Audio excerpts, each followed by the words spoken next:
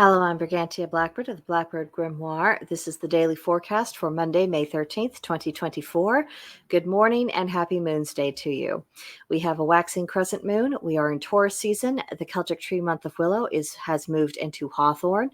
It is Beaver season, and we are in the Pluto retrograde. Now, speaking of the month of Hawthorne, it lasts from May 13th through June 9th. It's sometimes called the Illusionist. It's one of the three most sacred Celtic trees. You might be familiar with the expression by oak, ash, and thorn. This is the thorn. It represents creativity, innovation, adaptability, possibilities, artistry, craftsmanship, and planning. So, interesting energies to make use of. It goes very much in line with the Taurus energies that we're more familiar with. Now, for today's astrology, the sun is in Taurus, fixed earth, representing practicality. The moon begins the day void of course. Then at 5:36 a.m. Central Time, it will enter first quarter Leo, fixed fire, representing enthusiasm. Mercury is in Aries, cardinal fire, representing alertness. Venus is in Taurus, fixed earth, representing artistry. Mars is in Aries, cardinal fire, representing initiative. Jupiter is in Taurus, fixed earth, representing practicality. Saturn is in Pisces, mutable water, representing imagination. Uranus is in Taurus, fixed earth, representing practicality. Neptune is in Pisces, mutable water, representing imagination. Pluto is retrograding Aquarius, fixed airs, representing the need to examine intentions. And the Pluto retrograde mantra is reflect, heal, and evolve. So for the waxing crescent, remember to plan, brainstorm, and create. And for the Leo moon, do lend, do create, do celebrate. Then don't linger in depressing environments, don't associate with unappreciative people, and don't get lost in your own sense of vanity. Now, the moon is shifting into Leo today, and as the moon's energies continue to gain strength, this may be followed by bursts of energies, followed by a need for rest. The lion might exert itself, but the lion also needs her beauty sleep. You may feel a stronger tide of creativity today, so make the most of the opportunity to make progress on all of your projects. Today's tarot card is the Four of Swords. One of the key phrases that came to my mind when I was looking at this card is the expression, a change is as good as a rest. It's about taking a break to restore your strength and reconsidering an approach.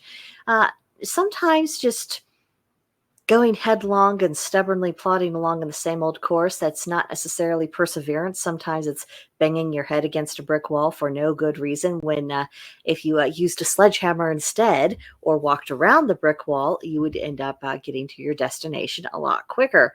And sometimes we do need to just stop and reflect and ask ourselves, is what I'm doing working? Is it actually bringing me closer to the goal? Or am I being stubborn? Am I not looking at things properly? Was I really invested in a particular way of doing things that isn't really appropriate for the circumstances or for the task at hand? But because of my stubbornness, I'm not allowing myself to see it. Sometimes you just do need to step back a little bit. And so the Four of Swords is reminding us that perhaps if we see this card and we get a little jolt within our souls saying that this applies to me, it's saying just take that moment. It is necessary. It will be to your benefit if you do so. Next up, today's Celtic Triad. 3 things which little show much wisdom. Little conceit, little covetousness, and little gossip. So little conceit, those who aren't wasting their time bragging about themselves, they're more apt to be doing. They're not talking about how great all the things they will do are or how great they are. They're just getting on with the task at hand, and they're taking care of their business. And they actually have something to show for it instead of telling people about their vision and their intentions. Then covetousness.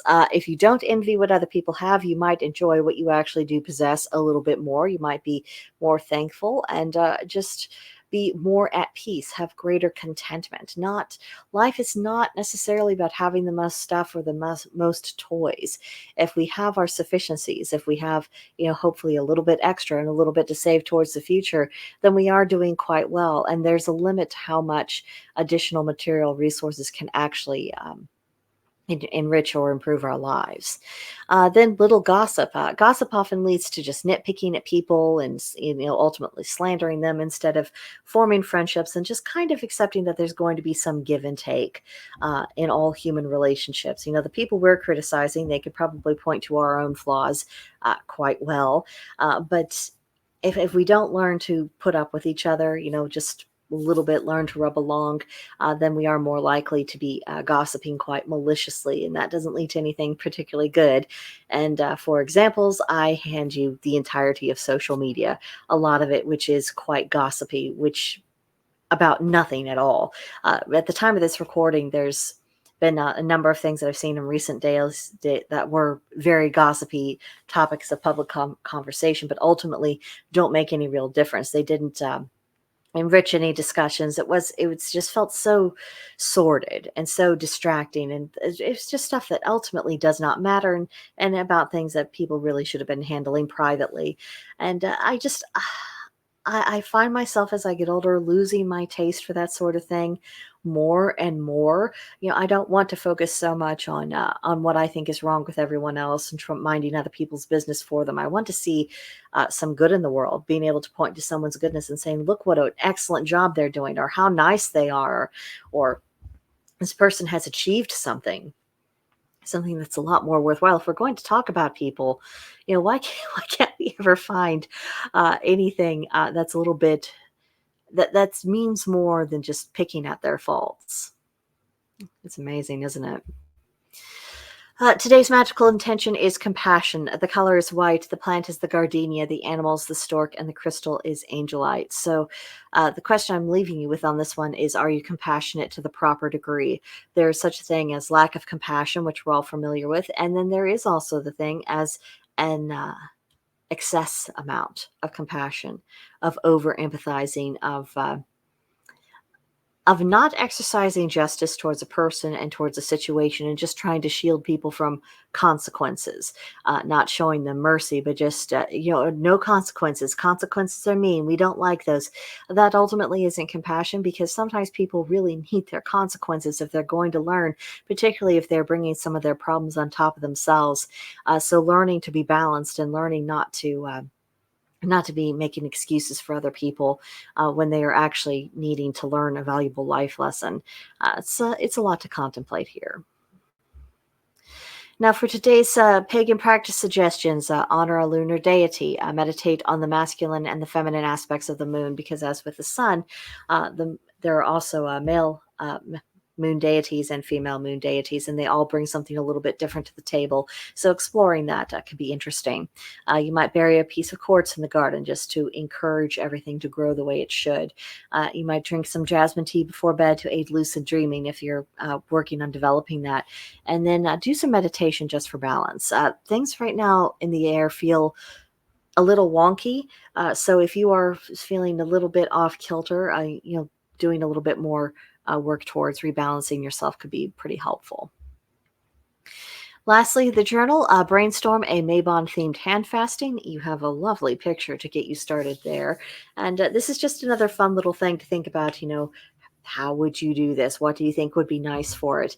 Because again, it's all about training our brains to think a little bit more about how we want to do things in a more pagan world, because as we continue growing, the world will become more paganized, or at least it'll be removing the veneer of other religions that were artificially imposed upon it, and coming back to the more organic face of paganism.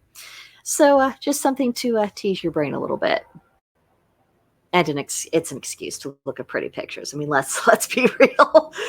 But it's a good excuse to be doing that. But that is what I have for you for the daily forecast today. I'll hopefully see you back here tomorrow for the next edition. Let me know what you think about this one in the comments section, or email me at Brigantia Blackbird@protonmail.com, and I'll chat with you there. But that'll do it for now. Bye.